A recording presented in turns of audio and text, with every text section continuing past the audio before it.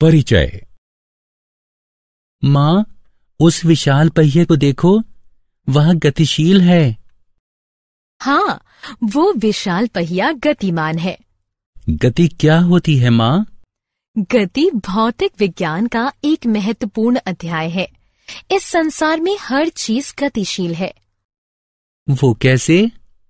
हालांकि वो बहुत कम और बहुत धीरे धीरे गतिमान हो सकती है, लेकिन हर चीज गतिशील होती है। लेकिन मैं तो गतिशील नहीं हूँ।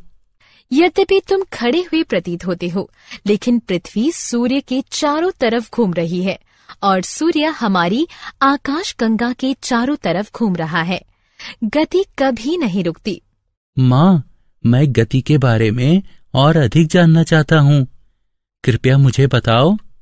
ठीक है, चलो पहले घर चलते हैं, फिर मैं तुम्हें गति के बारे में बताऊंगी।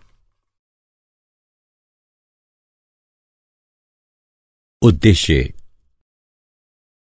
इस पाठ के अंत में आप निम्न करने में सक्षम हो जाएंगे: गति को परिभाषित करना, सरल रेखीय गति का वर्णन करना, एक समान गति तथा असमान गति को समझना, चाल की गणना करना, वेग को परिभाषित तथा गणना करना, त्वरण को परिभाषित करना, गति के ग्राफीय प्रदर्शन को समझना, एक समान वृत्तीय गति का वर्णन करना। गति को समझना। गति दर्शक की स्थिति पर निर्भर करती है। उदाहरण के लिए हम देख सकते हैं कि एक वाहन धरातल के सापेक्ष गति में है। विभिन्न दर्शक किसी वस्तु की गति को अपने अनुसार देख पाते हैं। या फिर हम कह सकते हैं, अगर कोई वस्तु गतिमान है तो उसकी स्थिति दर्शक के सापेक्ष परिवर्तित होती है। एक घूमती कुर्सी, एक झूला, एक उछलती गेंद गतिशील वस्तुओं के उदाहरण हैं। पृथ्वी का सूर्य के चारों तरफ अपनी कक्षा में घूमना भी गति कहलाता है। सरल रेखीय गति। हमारे संसार में हर चीज गतिमान है, यहां तक कि स्थिर वस्तुएं, जैसे कि हमारा घर भी सूर्य या और तारों के सापेक्ष गति में है। गति पूर्णता ऊर्ध्वाधर, जैसे कि एक गिरता हुआ पत्थर, पूर्णता क्षैतिज, जैसे कार का राजमार्ग पर चलना, या तिरछी, जैसे एक हवाई जहाज का रनवे पर एक कोण पर उड़ान भरना होती हैं। किंतु ये एक सरल रेखा में होना चाहिए। जब हम भौतिक विज्ञान में किसी वस्तु की स्थिति को ज्ञात करने की कोशिश करते हैं, तब हम उसकी स्थिति को किसी निर्देश बिंदु से निर्धारित करते हैं। इस बिंदु को मूल बिंदु कहते हैं, जो कि अक्ष का शून्य बिंदु होता है, एक्स, वाई या जेड। हम किसी वस्तु की स्थिति का अंकीय प्रदर्शन उसको निर्देश बिंदु के धनात्मक दिशा या ऋणात्मक दिशा में रखकर करते हैं। उदाहरण के लिए एक कण को x बराबर 10 मीटर रखते हैं। यह कण x अक्ष के मूल बिंदु से 10 मीटर दूर स्थित होगा। जैसा कि तुमने पाया कि वस्तु की स्थिति को लंबाई की किसी मात्रक से मापा जाता है।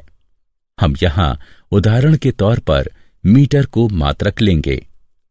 यहां वस्तु द्वारा तय की गई दूरी 10 मीटर है। किसी वस्तु की दूरी को निर्धारित करने के लिए हमें केवल अंकीय मान की आवश्यकता होती है, ना कि उसकी गति और दिशा की। किसी भौतिक राशि का अंकीय मान उसका परिमाण होता है। वस्तु की प्रारंभिक एवं अंतिम स्थिति के बीच की न्यूनतम दूरी को वस्तु का विस्थापन कहते हैं। एक समान गति तथा असमान गति। एक समान गति तथा असमान गति को समझने के लिए एक उदाहरण लेते हैं। इस सारणी यानी तालिका को देखो। यह कार ए द्वारा तय की गई दूरी है। माना कि 0 सेकंड में ये 0 मीटर दूरी तय करती है। 5 सेकंड में ये 10 मीटर तय करती है। 10 सेकंड में ये 20 मीटर दूरी तय करती है, इत्यादि। या हम कह सकते हैं कि हर 5 सेकंड में कार 10 मीटर दूरी तय करती है, क्योंकि ये समान समय अंतराल में समान दूरी तय करती है, तो उसकी गति को एक समान गति कहते हैं। अब कार बी को देखो। कार बी 5 सेकंड में 5 मीटर दूरी तय करती है। 10 सेकंड में ये 15 मीटर दूरी तय करती है। 15 सेकंड में ये 20 मीटर दूरी तय करती है। हमने देखा कि कार बी समान समय अंतराल में समान दूरी तय नहीं करती, तो उसकी गति को असमान गति कहते हैं। चाल। क्या तुम विभिन्न चाल से चल रही दो समान वस्तुओं में अंतर बता सकते हो? जैसा कि हम सब जानते हैं कि समान समय में वो वस्तु अधिक दूर जाती है जो कि तेज चलती है या तेज चाल से चलती है, बजाय उस वस्तु के जो धीरे चलती है। चाल में दूरी एवं समय दोनों साथ साथ होते हैं। तेज का मतलब या तो दूर, ज्यादा दूरी, या जल्दी यानी कम समय से होता है। किसी वस्तु की चाल को दुगना करने का मतलब होता है कि समान समय में दुगनी दूरी तय करना। किसी वस्तु की चाल को दुगना करने का मतलब निर्धारित दूरी के लिए आवश्यक समय को आधा करना भी होता है। वस्तु द्वारा इकाई समय में तय की गई दूरी के उपयोग से उस वस्तु की गति की दर प्राप्त की जा सकती है। चाल का मात्रक मीटर प्रति सेकंड होता है। इसे इस चिन्ह द्वारा प्रदर्शित किया जाता है। अधिकतर अवस्थाओं में वस्तुएं असमान गति में होती हैं, इसलिए हम उन वस्तुओं की गति की दर को उनकी औसत चाल के रूप में व्यक्त करते हैं। वस्तु की औसत चाल उसके द्वारा तय की गई कुल दूरी को कुल समय अवधि से भाग देकर प्राप्त की जा सकती है। यदि एक वस्तु t समय में s दूरी तय करती है तो इसकी चाल v बराबर s/t होगी। दिशा के साथ चाल। एक निश्चित दिशा में चाल को वेग कहते हैं। किसी वस्तु की चाल व्यक्त करती है कि वह कितनी गति से चल रही है, जबकि वेग वस्तु की चाल एवं दिशा दोनों को दर्शाता है। एक समान वेग के लिए वस्तु को नियत चाल से निश्चित दिशा में चलना चाहिए। इसकी गणना औसत चाल की गणना के समान ही होती है। औसत वेग को प्रारंभिक वेग और अंतिम वेग के अंकगणितीय माध्य के द्वारा प्राप्त किया जा सकता है। औसत वेग बराबर प्रारंभिक वेग जमा अंतिम वेग बटे 2। गणितीय रूप में v/a/v बराबर u जमा v बटे में 2, जहां v/a/v औसत वेग है, u प्रारंभिक वेग है तथा v वस्तु का अंतिम वेग है। चाल तथा वेग दोनों का मात्रक समान अर्थात मीटर प्रति सेकंड होता है।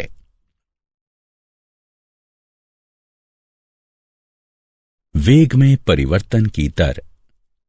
वस्तु के प्रति इकाई समय में वेग परिवर्तन की माप को त्वरण कहते हैं। एक दिशा में त्वरण वस्तु की गति के बढ़ने या घटने का माप है। त्वरण वेग के परिमाण एवं दिशा में परिवर्तन की दर को व्यक्त करता है। त्वरण का मात्रक मीटर प्रति वर्ग सेकंड है। वस्तु के प्रति इकाई समय में वेग परिवर्तन की माप है, अर्थात त्वरण समय अवधि में वेग परिवर्तन के बराबर होता है। यदि एक वस्तु का वेग प्रारंभिक वेग u से t समय में बदलकर v हो जाता है तो त्वरण a निम्न होगा। a बराबर v घटा u बटे में t। एक समान या नियत परिमाण वाले त्वरण एक प्रकार की गति होती है जिसमें इसका वेग समान समय अंतराल में समान रूप से बदलता है। दूसरी ओर यदि एक वस्तु का वेग असमान रूप से बदलता है तो वो असमान त्वरण से चलती है।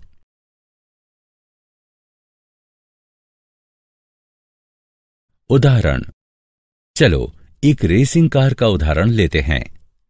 यह प्रारंभ से अंतिम तक 10 मिनट या 0.17 घंटे में 23 किलोमीटर दूरी तय करती है। हमको इसकी औसत चाल तथा औसत वेग की गणना करनी है।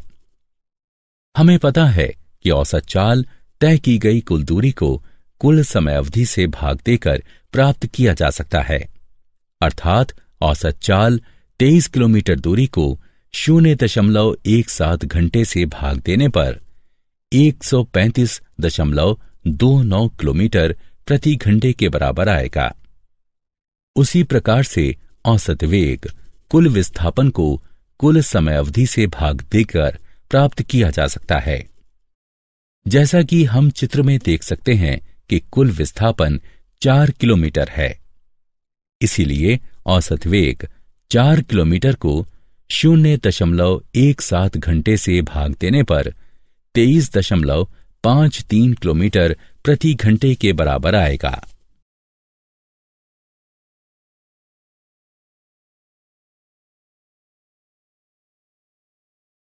गति का ग्राफीय प्रदर्शन।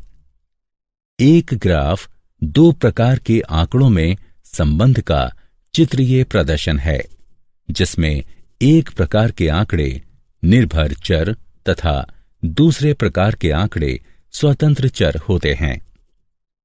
विस्थापन। क्योंकि विस्थापन एक निर्भर भौतिक राशि है, इसलिए समय ग्राफ में इसको y अक्ष पर प्रदर्शित किया जाता है तथा समय स्वतंत्र राशि है, अतः इसे x अक्ष पर प्रदर्शित किया जाता है। अगर किसी वस्तु की स्थिति समय के साथ बदलती है तो वो गतिशील है। यदि कोई वस्तु समान समय अंतराल में समान विस्थापन तय करती है तो ग्राफ x अक्ष पर एक सीधी रेखा होगी जो एक समान गति को प्रदर्शित करता है। यदि ग्राफ एक वक्र है तो वो असमान गति को प्रदर्शित करता है। विस्थापन समय ग्राफ का ढलाव वस्तु के वेग को प्रदर्शित करता है। हम इसके बारे में एक छोटे से क्रियाकलाप के बाद विस्तार से जानेंगे।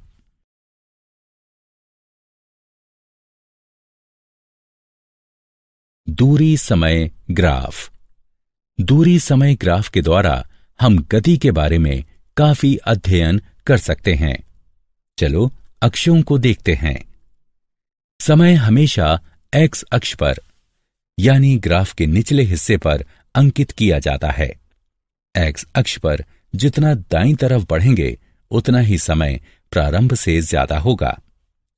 दूरी हमेशा y अक्ष पर यानी ग्राफ की भुजा पर अंकित किया जाता है। ग्राफ में हम जितना ऊपर की तरफ बढ़ेंगे उतनी ही प्रारंभ से दूरी ज्यादा होगी। यदि कोई वस्तु गतिशील नहीं है तो उसको दूरी समय ग्राफ पर एक क्षैतिज रेखा से प्रदर्शित किया जाता है। हम देख सकते हैं कि अगर समय ग्राफ में दाईं तरफ बढ़ रहा है लेकिन दूरी में कोई परिवर्तन नहीं हो रहा है तो वो गतिशील नहीं है। हम ये कहते हैं कि वो वस्तु स्थिर है। यदि कोई वस्तु एक नियमित गति से गतिमान है तो वो दिए गए समय में समान दूरी से बढ़ेगी। ग्राफ में हम देख सकते हैं कि समय दाईं तरफ बढ़ रहा है तथा दूरी समय के साथ नियमित बढ़ रही है। इसका मतलब है कि वस्तु नियत गति से चलती है। नियत गति को ग्राफ में एक सीधी रेखा से प्रदर्शित किया जाता है। वेग समय ग्राफ। वेग समय ग्राफ को चाल समय ग्राफ भी कहा जाता है। चाल समय ग्राफ दूरी समय ग्राफ जैसा दिखाई पड़ता है। समय x अक्ष पर अंकित किया जाता है। चाल या वेग हमेशा y अक्ष पर अंकित किया जाता है। चाल समय ग्राफ पर एक सरल क्षैतिज रेखा दर्शाती है कि चाल नियत है, अर्थात ये समय के साथ बदल नहीं रही है। जब ग्राफ बढ़ती चाल को दर्शाता है तब गतिशील वस्तु त्वरित हो रही है। जब ग्राफ घटती चाल को दर्शाता है तब गतिशील वस्तु मंदित हो रही है। यह वस्तु के असमान त्वरित गति का वेग समय ग्राफ है। ग्राफीय विधि से गति के समीकरण। गति के 3 समीकरण निम्नलिखित हैं।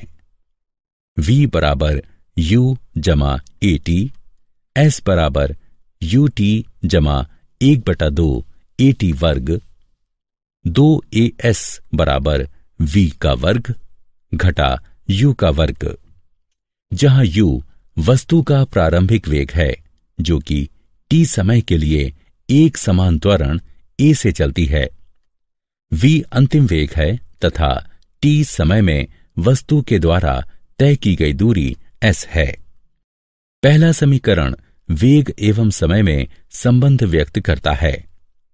दूसरा समीकरण समय एवं स्थिति के बीच संबंध व्यक्त करता है।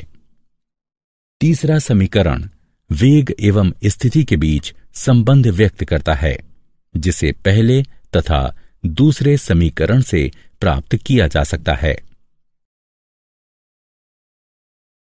वेग समय संबंध के लिए समीकरण।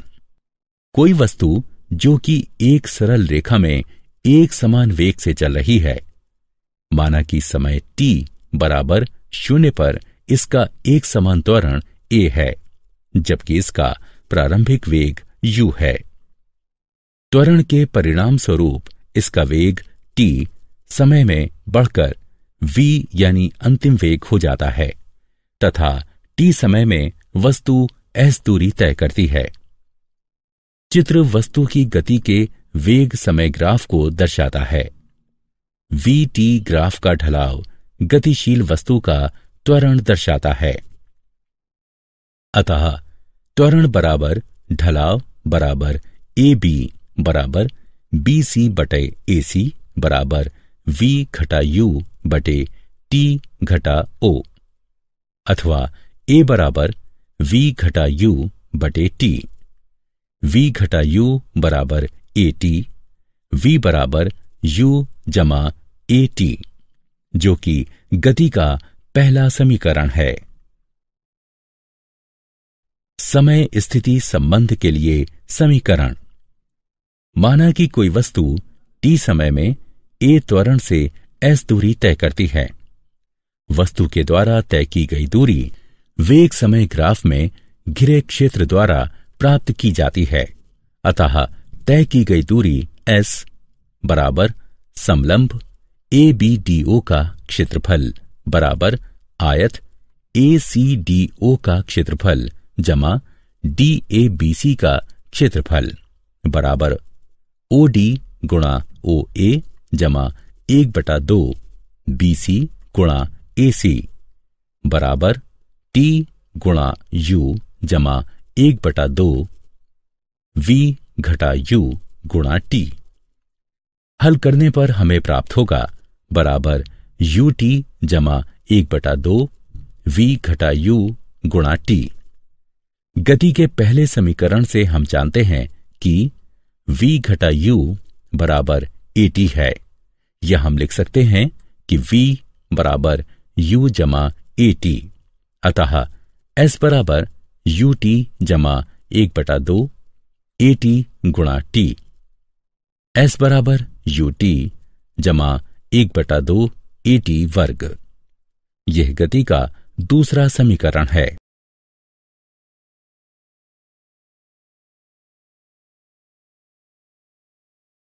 वेग स्थिति संबंध के लिए समीकरण। गति का तीसरा समीकरण इन पहले 2 समीकरणों से प्राप्त करेंगे।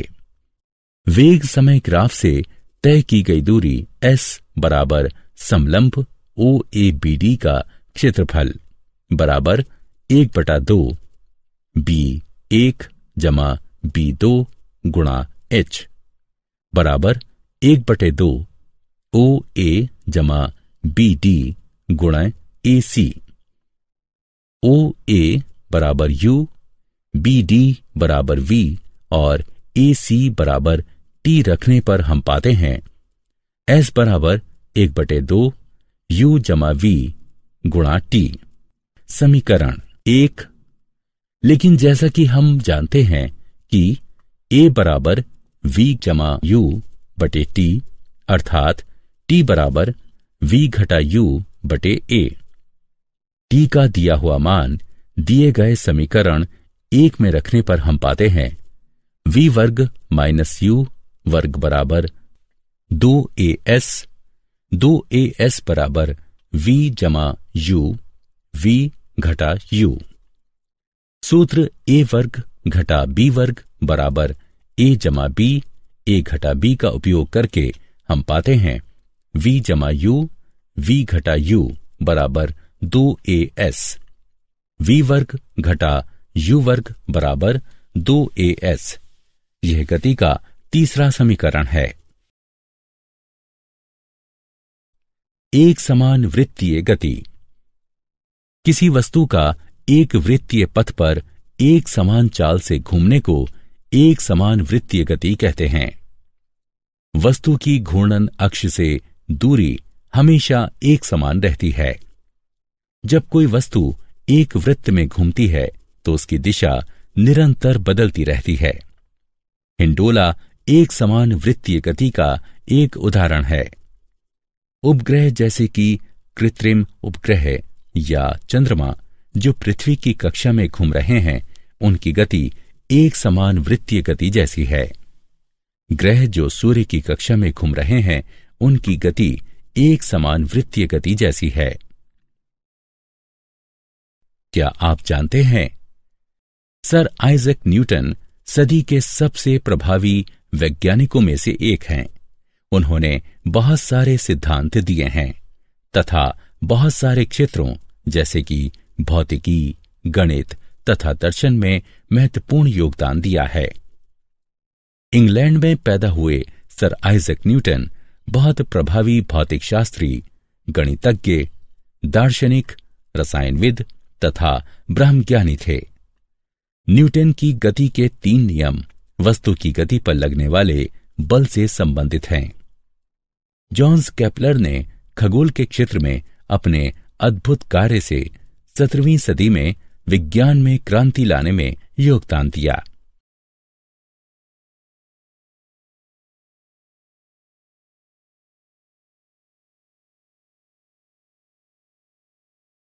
सारांश। आइए हमने जो कुछ सीखा है उसे संक्षेप में दोहराएं। स्थिति में परिवर्तन एक गति है। इसकी व्याख्या तय की गई दूरी या विस्थापन के रूप में की जा सकती है। एक वस्तु की गति का समान या असमान होना उस वस्तु के वेग पर निर्भर करता है जो कि नियत है या बदल रहा है। प्रति इकाई समय में वस्तु के द्वारा तय की गई दूरी उसकी चाल होती है और प्रति इकाई समय में हुआ विस्थापन उसका वेग होता है। किसी वस्तु का त्वरण प्रति इकाई समय में उसके वेग में होने वाला परिवर्तन है। ग्राफों के द्वारा वस्तु की समान और असमान गति को दर्शाया जा सकता है। एक समान त्वरण से चल रही एक वस्तु की गति की व्याख्या निम्न 3 समीकरणों के माध्यम से की जा सकती है। v बराबर u जमा at, s बराबर ut जमा 1/2 at वर्ग, 2as बराबर v वर्ग घटा u वर्ग, जहां u वस्तु का प्रारंभिक वेग है जो कि t समय के लिए एक समान त्वरण a से गति करती है। इसका अंतिम वेग v है और t समय में तय की गई दूरी s है। अगर कोई वस्तु वृत्तीय पथ पर एक समान चाल से चलती है तो उसकी गति को एक समान वृत्तीय गति कहा जाता है।